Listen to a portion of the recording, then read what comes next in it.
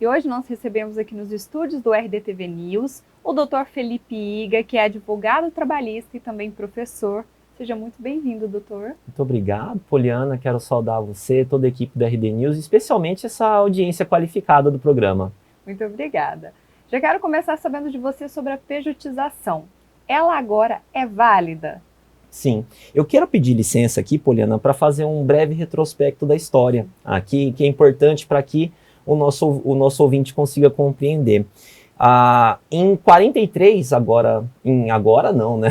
Já fazem 81 anos, mas a gente comemora no 1º de maio. Então, nesse mês de maio, comemoramos o mês do trabalho e nós temos 81 anos de CLT. Foi uma grande conquista da época e ela se adaptava à realidade da economia daquele momento. Ou seja, aquele formato de trabalho que a CLT trazia, que é uma relação de emprego, cabia para a indústria, cabia para o comércio, para a prestação de serviços, cabia para o trabalhador do campo naquele momento.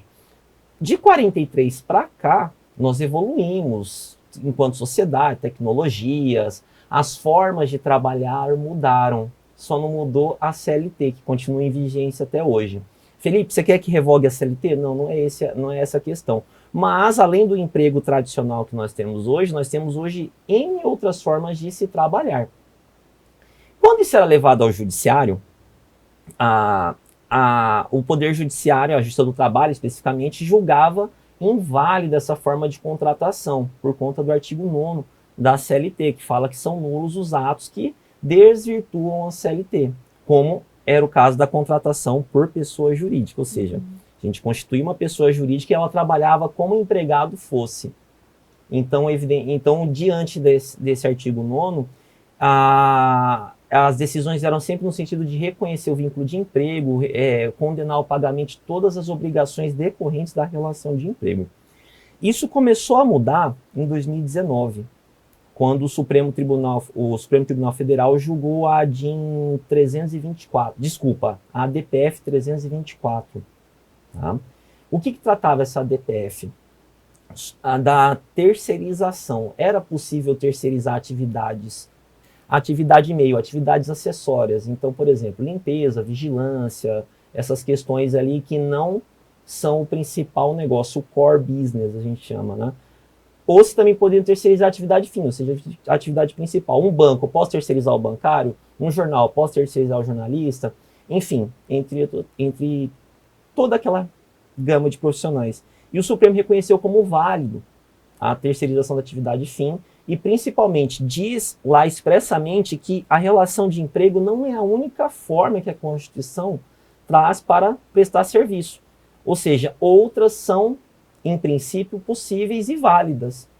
E nesse contexto, voltaram a discutir, evidentemente, a pejotização.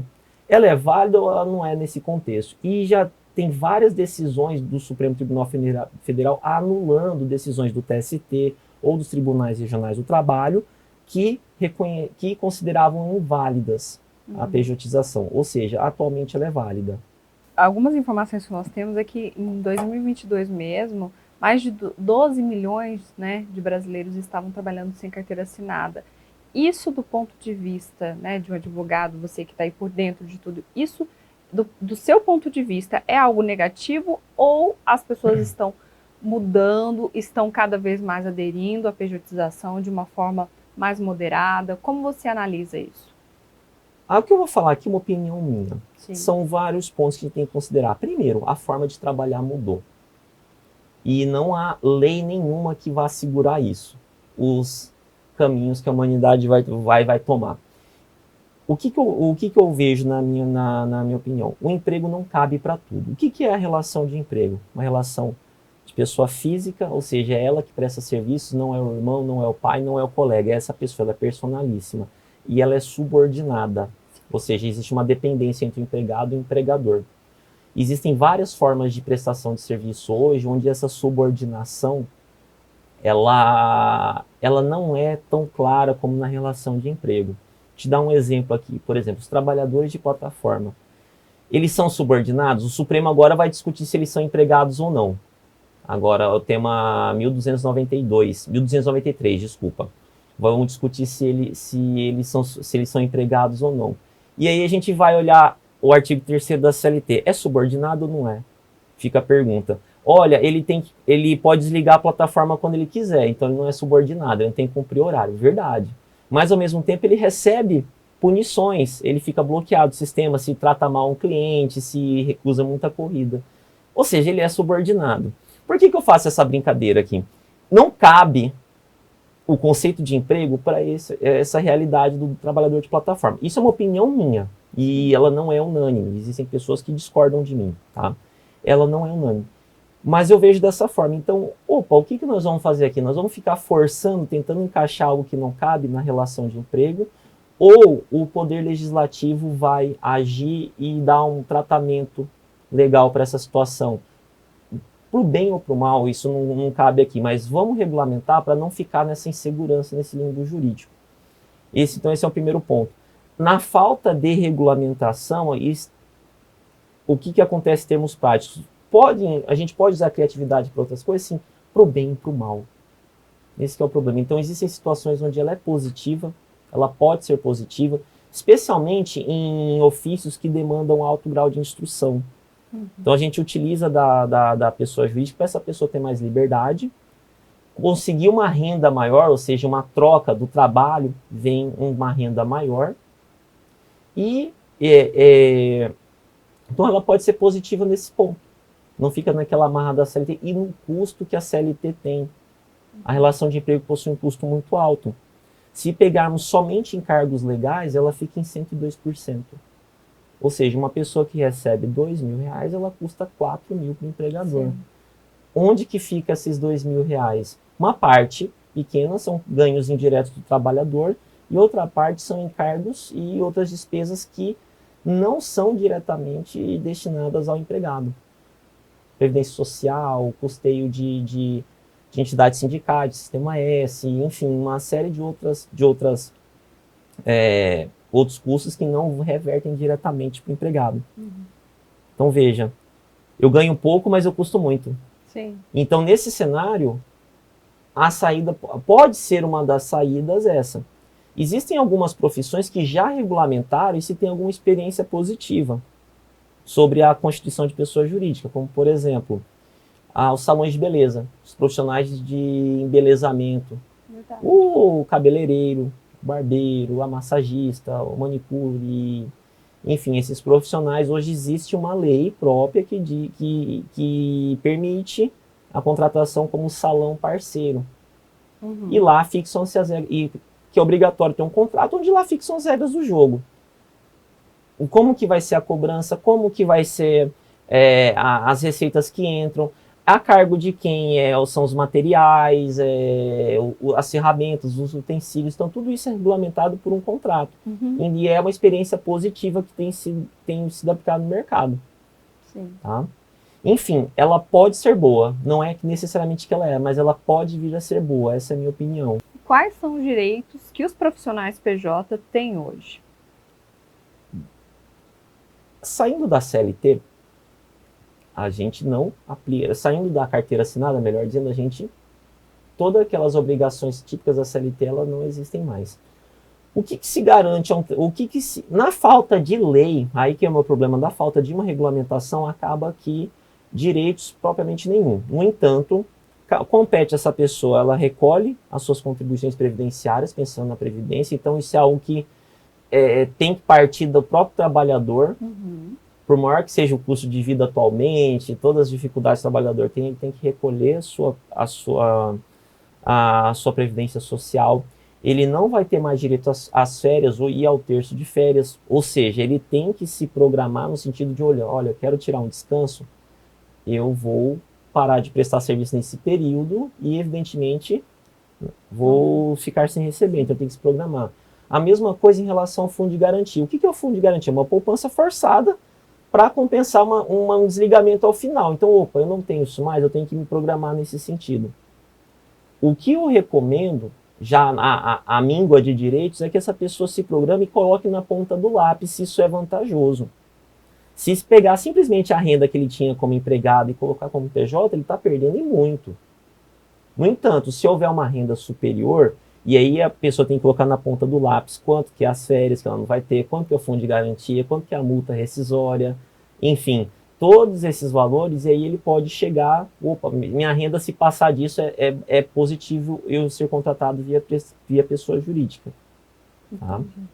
Agora, é importante se colocar, isso é uma porteira aberta para se pejotizar? Não. Tá? Evidentemente, quando ela é utilizada como fraude, a CLT ainda, a Justiça do Trabalho age e condena o tomador de serviço a pagar todos os direitos como se empregado fosse. Ela é utilizada de que forma? Quando a forma de trabalho é diferente, isso em termos reais, ela é diferente da CLT, ou seja, a pessoa não é diretamente subordinada, não é uma prestação pessoal, enfim, ela tem mais autonomia. Nessas situações, evidentemente, é possível a prestação de serviço como pessoa jurídica. No entanto, se for para constituir uma pessoa jurídica para trabalhar das 8 às 18, batendo ponto, cumprindo ordens, levando advertência, não. Aí realmente é uma fraude à CLT e o empregador vai ser condenado, isso não tenha dúvidas. Então, essa flexibilidade também, né, conta muito, né, porque como você mesmo disse, o trabalhador PJ, ele não tem que cumprir algumas exigências, né, que a CLT propõe, né? Exatamente. E esse é o grande alerta, né? A Constituição, quando abre o leque de possibilidades de se trabalhar, ela não dá um cheque em branco para violar a CLT, mas sim reconhecer que a CLT não é a única forma de se prestar serviço. Então, evidentemente que existem funções que a contratação por pessoa jurídica não é recomendável.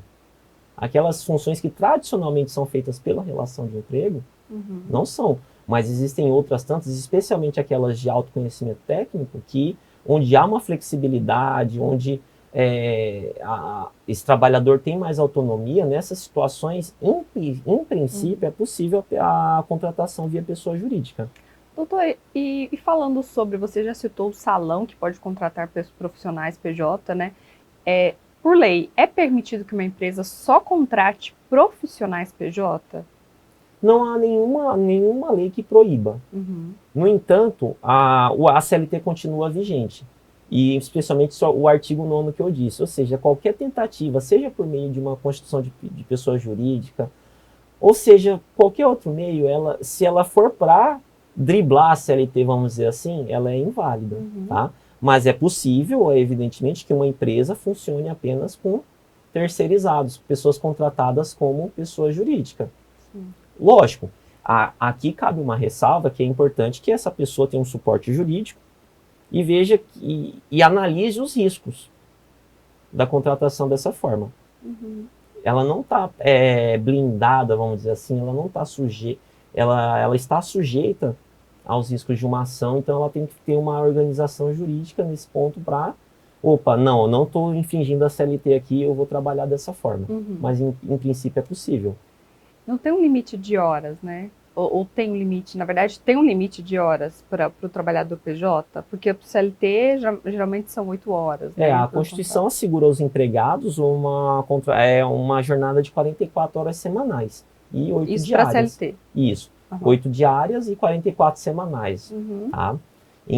Na pessoa jurídica, evidentemente que na falta de um regramento específico para isso, não existe um limite, infelizmente.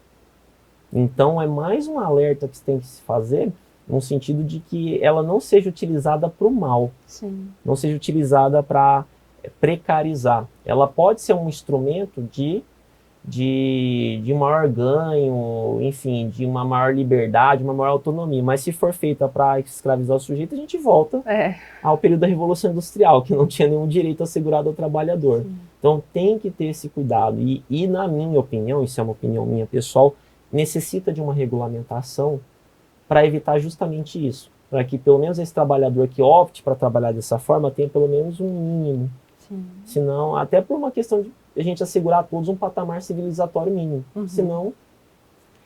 A gente falou um pouquinho sobre os direitos, que a gente sabe que o profissional PJ, ele não tem tantos direitos, né, como ele teria por carteira assinada, claro. Sim. Mas existem alguns deveres que esse profissional tem também na prestação de serviço? Se esse trabalhador que constitui uma pessoa jurídica, ele é tratado pelo fisco como se fosse uma empresa. Sim. Então ele tem que ter o suporte de um contador para fazer toda aquela parte fiscal e as demais obrigações que toda pessoa jurídica tem por mês. Gosto de contar uma experiência minha. Quando abri minha primeira pessoa jurídica, eu deixei um tempo sem contabilidade. Quando eu vi, eu tinha uma série de dívidas ali por conta de eu não declarei isso, eu não declarei aquilo. Por exemplo, eu não declarei os empregados que eu tinha. Eu não tinha empregado na época. Eu falei, opa, mas por que eu nem tinha? Mas eu tenho a obrigação de declarar. Então, eu faço essa observação porque a gente associa a empresa a um quadro organizado, com pessoas, funções bem definidas. Mas essa pessoa que abre uma pessoa jurídica, ela também é uma empresa. Então, ela tem obrigações, principalmente perante o fisco. Então, tem que ter um profissional de contabilidade competente, tem que cumprir mensalmente todas as obrigações que a lei exige. Olha, informar que não tem funcionários, informar faturamento, escolher um regime fiscal que seja adequado à realidade dessa pessoa, o real, o presumido, enfim, o simples, ou mesmo simples. Então, ele tem que ter esse cuidado. Ele tem que ter esse cuidado. Um segundo cuidado que eu acho muito importante é não misturar a pessoa física com a pessoa jurídica, mas isso já é um conselho, não é nenhuma obrigação legal, mas é um conselho de vida. Que essa pessoa, ela separe bem as finanças pessoais dela das finanças das pessoas jurídicas, porque ela vai ter custo. Olha, então é possível ganhar mais com PJ? Sim, mas eu vou ter um custo também em função disso, com contador, com impostos, enfim, com multas pelo descumprimento que uma pessoa física não tem. Então é necessário esse cuidado nessa contratação também. Doutor, para a gente encerrar, eu queria que você fizesse para a gente um levantamento, né? Desde a reforma trabalhista, o que a gente já avançou e o que a gente ainda precisa avançar nesse setor? Aqui, de novo, uma questão de opinião. Isso gera muita briga, tanto no meio jurídico como no meio acadêmico. A reforma trabalhista, ela teve alguns pontos positivos. A questão de flexibilização, a questão de prestigiar as negociações coletivas, ou seja, a negociação entre sindicato de empregados e sindicato de empregadores. No entanto, ela pecou em muitos outros aspectos, tanto é que o Supremo declarou inconstitucional diversos dispositivos da reforma, especialmente no âmbito processual. Não era assegurado plenamente a gratuidade da justiça ao trabalhador. Então, o trabalhador que ia atrás do seu direito, ele estava sujeito a alguma condenação. E isso o Supremo declarou nulo. Esse é um primeiro ponto. Um segundo ponto muito negativo, ela enfraqueceu em demasia o sistema sindical. Como que ele foi feito? Como que isso aconteceu? Ele cortou a contribuição sindical.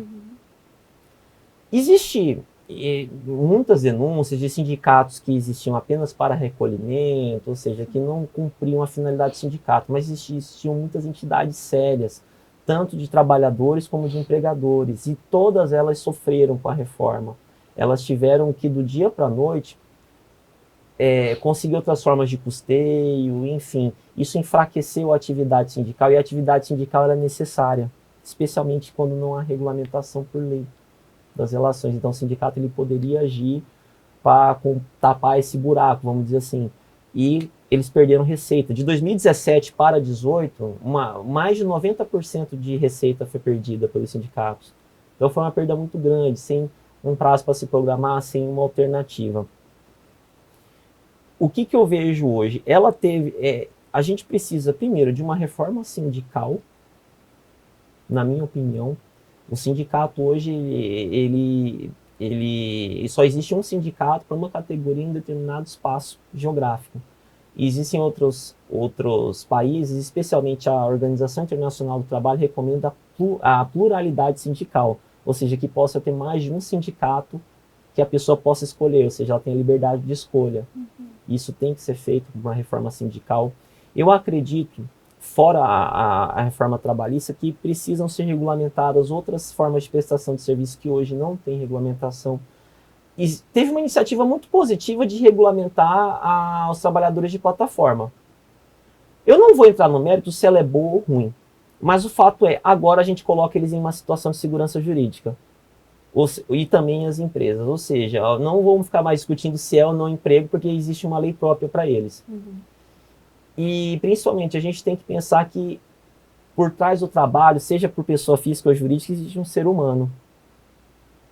E é isso que a gente parece que tá esquecendo. Mas isso é uma opinião minha, não tem muita gente que pode discordar.